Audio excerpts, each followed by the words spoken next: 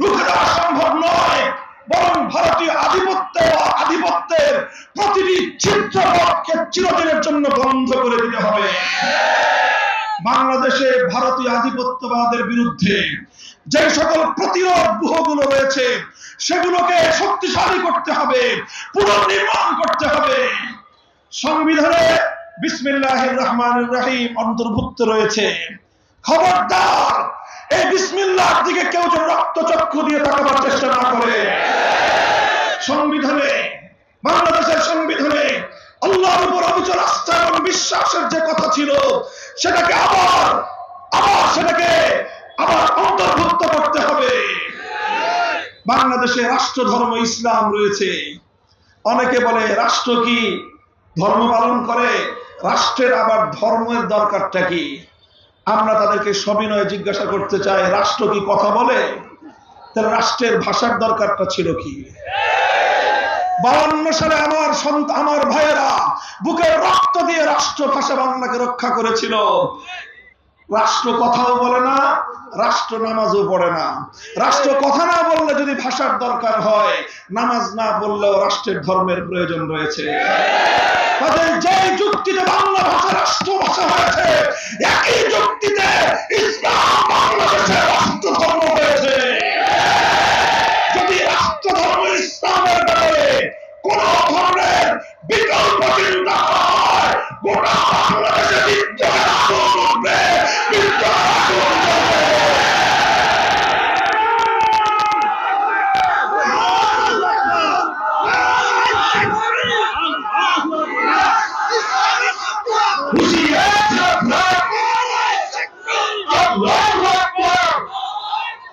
সংগ্রামী সাথী ও বন্ধুগণ, কাজে আমি সংবিধানের এই 3টি বিষয় গুরুত্বের সঙ্গে এগুলো বিবেচনায় রাখার জন্য উদাত্ত আহ্বান জানাচ্ছি।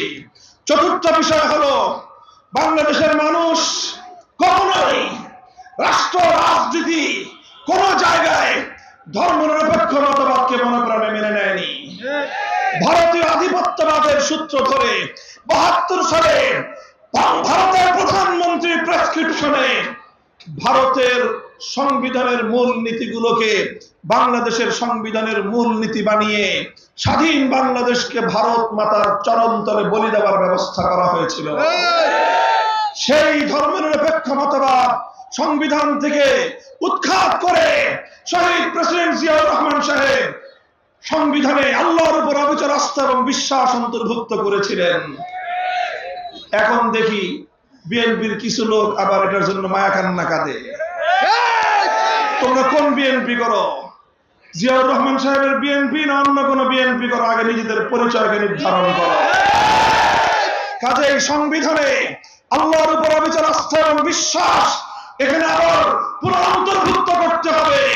যেই ধর্মনিরপেক্ষ মতবাদ ভারত থেকে আমদানি করা হয়েছিল, ভারতীয় কৃতিদাসীকে যেভাবে ভারতে পাচার করা হয়েছে, তার মূলনীতি ধর্মনিরপেক্ষ মতবাদ না পাঠিয়ে দিতে হবে। বাংলাদেশের সংবিধানে ধর্মনিরপেক্ষ মতবাদ থাকতে পারে না, থাকতে দেওয়া হবে না।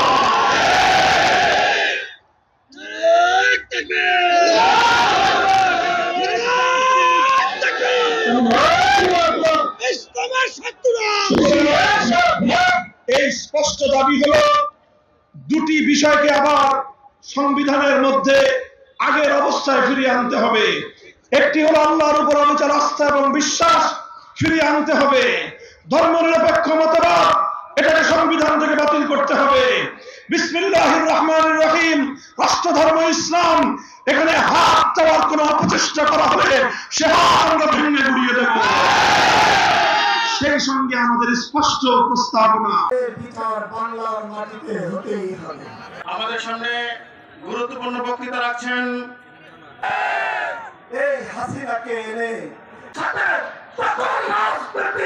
রাষ্ট্রিক মিডিয়ার ভাইয়েরা সর্বপ্রথম আল্লাহ আমাদের 800 কোটি মানুষের উভয় অন্তর না পেয়ে উনি একটি কাছে ওঠেন লোকটি দরখাস্ত দিয়ে বাংলাদেশে আসেনি। আমি দেশে বিশ্বের আমাদের আমিরের গল্প শুনেছিলাম, একটা বলতে চাই একটি গল্প।